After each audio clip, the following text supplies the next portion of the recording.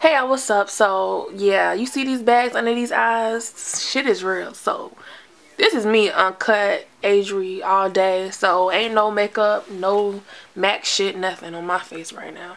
3:04 a.m., which is not too bad for me. I'll probably be up till 6. I have a class at 11 a.m. I have an exam at 11 a.m. And, yeah.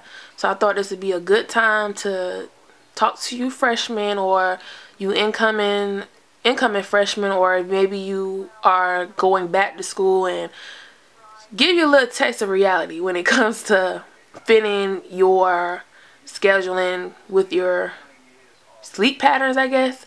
So basically, every college student know that when you in school, you have to sleep where you fit in. I mean, fit sleep in whenever you can, because you no longer will sleep from 9 p.m. to 6 a.m. That just don't work no more when you in school. I've always been a night owl. Like, I love nighttime. Like, I would stay up. Like, my night times are like my best times. Time to myself. It's the only time me and my boyfriend really see each other at night, because we always busy in the daytime. So, and it's my time to reflect. And I have candles, so candles really help too. If you're the type of person who like candles and scents, it really gives you in that mood to just relax. And I don't know, something about candles, and the smell of them just gives me everything. My schedule, basically what I do is I sleep when I can. It's no longer you sleep normally. If you can sleep 4 hours, you're lucky. If you get 6 to 7, you are extremely lucky. That means you probably got 2 classes, like for real, for real. Unless you just the type of person who don't need to study or anything, or you don't work or nothing, then it's a different story. But for instance, like I said, I have a class at 11 a.m. I have to wake up at 9 a.m. to go to the library or the office to print out some documents for my meeting at 1:30. So after my exam at 11 a.m., I have time, so I'm gonna go get something to eat real quick at 12:30, and then to make it at my meeting at 1:30. The meeting's probably gonna last an hour and a half. So after I leave the courthouse for that meeting, I have to go to FSU for another meeting that starts at, I'm so mad they switched the time. Like, I feel like that's so inconsiderate. Like, some people don't feel like students have a life, so they switched the time on me. So from that meeting, I have to go to the 3 p.m. one right after my 1:30 one. So from 3 p.m. to 5 o'clock, I'll be on FSU campus, and after that, I have to make it home to turn my lab in by 11:59 p.m. and then my day ends. But then I have to start all over again, because I have a class tomorrow, well, tomorrow at 1 p.m. So with that schedule, it sounds crazy. You'd be like, how can you do it? But you can do it, y'all. You just have to fit it around your life. Like, you can't just try to go with the normal routine or what the normal sleeping time is. Like, you sleep at night and wake up in the morning. No, like, if you can sleep 3 hours, like I'm gonna sleep for 3 hours. When I go to sleep at 3, at 6:30, I'm gonna sleep 3 hours, and I'm gonna wake up at 9:30. Then I'm gonna have to stay all the way up, probably take a nap. I'm probably gonna take a nap after my 3 p.m. to 5 o'clock meeting. I'm probably gonna take a nap at 6:30, wake up 6:30, at least by 9:30 p.m. to start my lab, because it takes about a couple hours to finish it and make sure it's due on time at 12.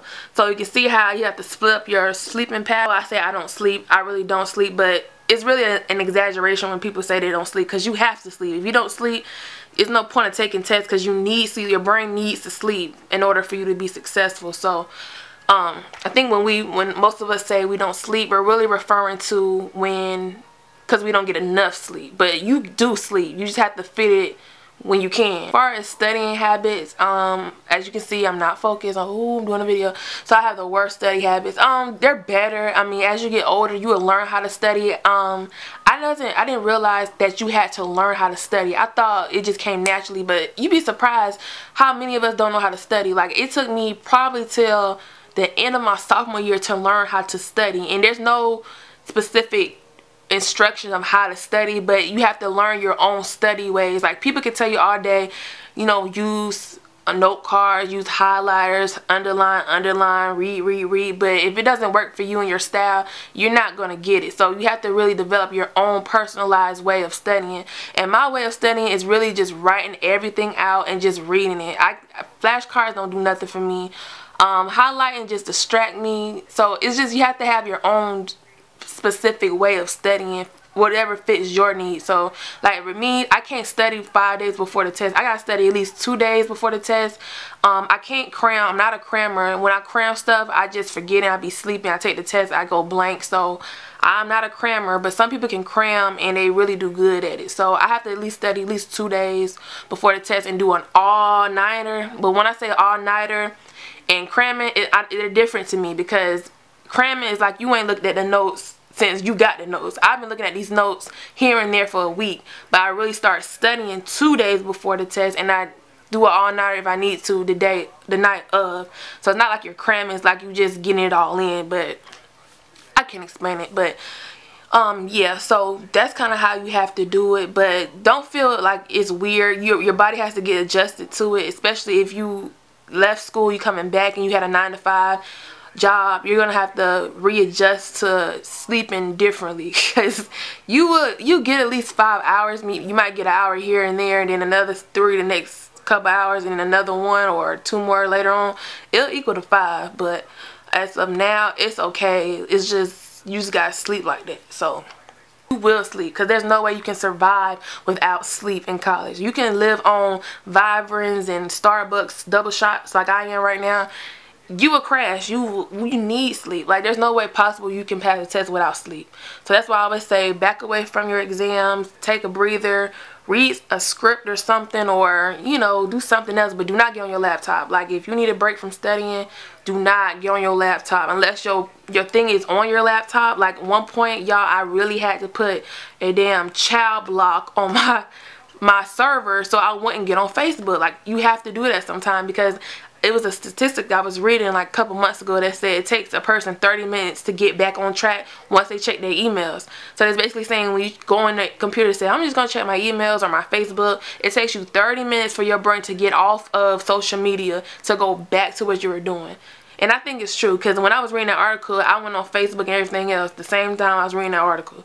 So try not to go on Facebook or nothing. When you take your breaks, make sure you just lay back, maybe rest your eyes or have a snack or something, but don't get on social media, because it will just fuck you all the way up.